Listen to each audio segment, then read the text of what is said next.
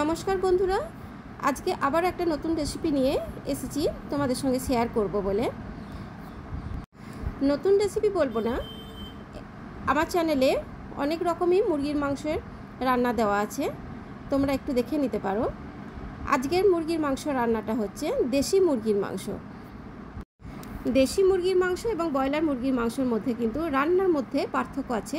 একটু অন্যরকমভাবে রান্না করলে কিন্তু দেশি মুরগির মাংস খুব ভালো হয় খেতে।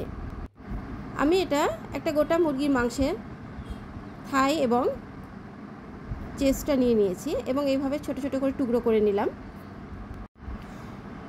এবার এই মাংসটা আমি ম্যারিনেট করে রাখবো, তার জন্য কিছু মশলা করে নেব।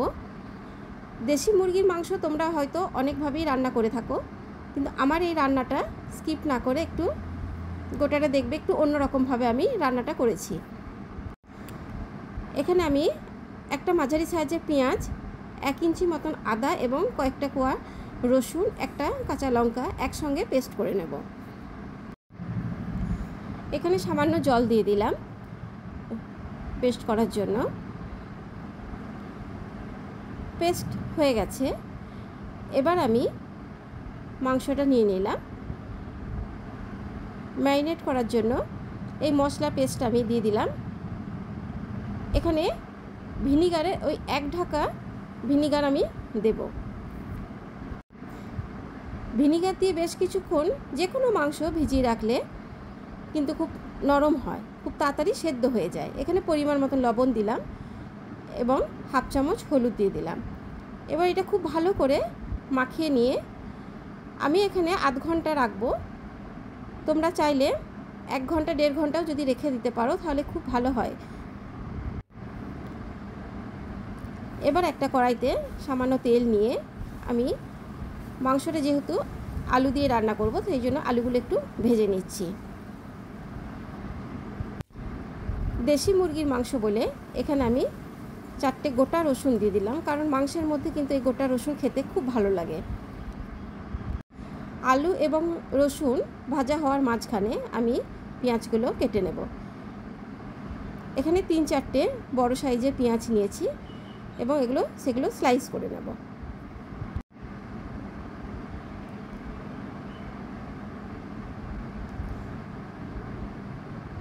স্লাইস করা তোমরা যে কোনো কঠি দিয়েও করতে পারো, ছুরি দিয়েও করতে পারো। আমি এইভাবে স্লাইস করছি।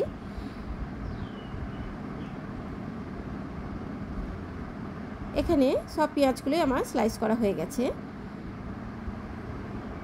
এবং অপর দিকে আলু এবং রসুন সামান্য ভাজা হয়ে গেছে, এগুলো তুলে নিচ্ছি।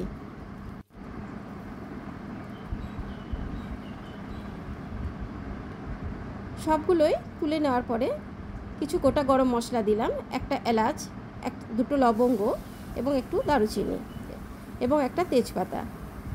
এবার ওই স্লাইস করা পেঁয়াজগুলো আমি দিয়ে দিলাম। 5-7 মিনিট ধরে এই পেঁয়াজ কুচিগুলো ভাজতে হবে। সামান্য লাল হয়ে এলে আমি ম্যারিনেট করা চিকেনটা দিয়ে দিলাম। এবার এই পেঁয়াজের সঙ্গে এই ম্যারিনেট করা চিকেনটা কিন্তু অন্তত 7 থেকে 8 মিনিট খুব ভালো করে নাড়াচাড়া করতে হবে।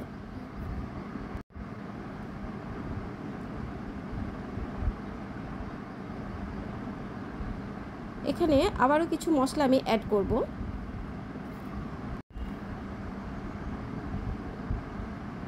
এক চামচ জিরে গুঁড়ো, 1 চামচ ধনে গুঁড়ো এবং 1 চামচ কাশ্মীরি লাল লঙ্কার গুঁড়ো দিলাম। এখানে আমি যেহেতু একটা কাঁচা লঙ্কা আদার সঙ্গে পেস্ট করেছি তাই আর ঝাল দিলাম না, তোমরা চাইলে লাল লঙ্কার গুঁড়ো ব্যবহার করতে পারো।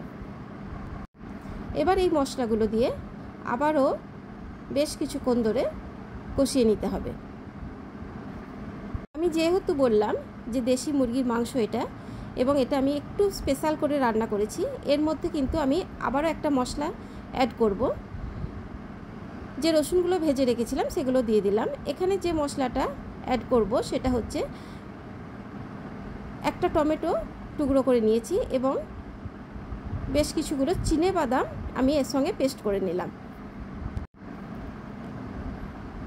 এই বাদামের পেস্টের জন্য কিন্তু এই চিকেনটা টেস্টটা আরও বাড়িয়ে দেবে।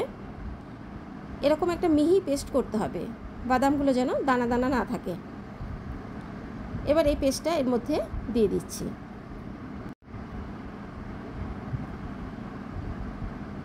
সমস্ত পেস্টটাই দিয়ে দিলাম এবং এই জারটা ধুয়েও একটু জলটা দিয়ে দেব। আবারও খুব ভালো করে এই বাদামের পেস্ট এবং টমেটোর পেস্টটা দেওয়ার পরে নাড়াচাড়া করতে হবে।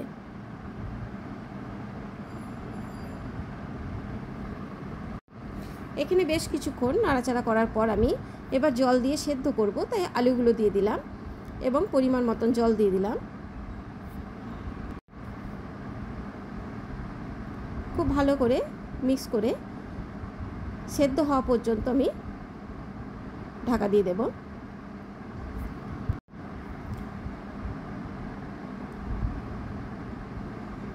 এবার আমি সেদ্ধ হওয়ার পরে আরও বেশ কিছুক্ষণ পরে ফিরে আসছি।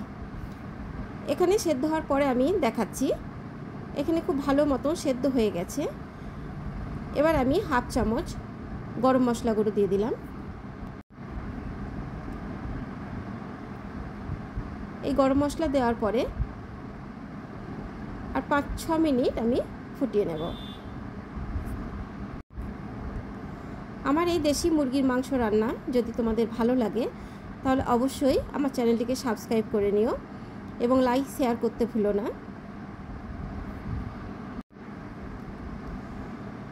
এবং কেমন লাগলো অবশ্যই কমেন্টস বক্সে জানিও। এবং তোমরাও একবার ঠিক এইভাবে বাদাম বাটা দিয়ে দেশি মুরগির মাংস রান্না করবে।